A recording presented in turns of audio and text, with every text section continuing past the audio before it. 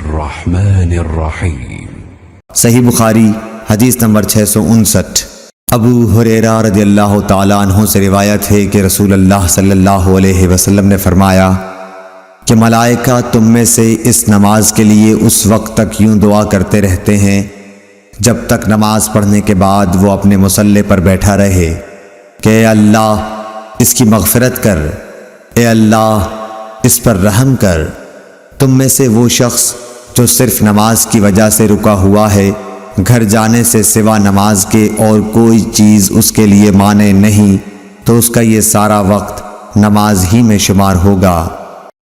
اللهم صل على محمد وعلى آل محمد كما صليت على إبراهيم وعلى آل إبراهيم إنك حميد مجيد اللهم بارك على محمد وعلى آل محمد كما باركت على إبراهيم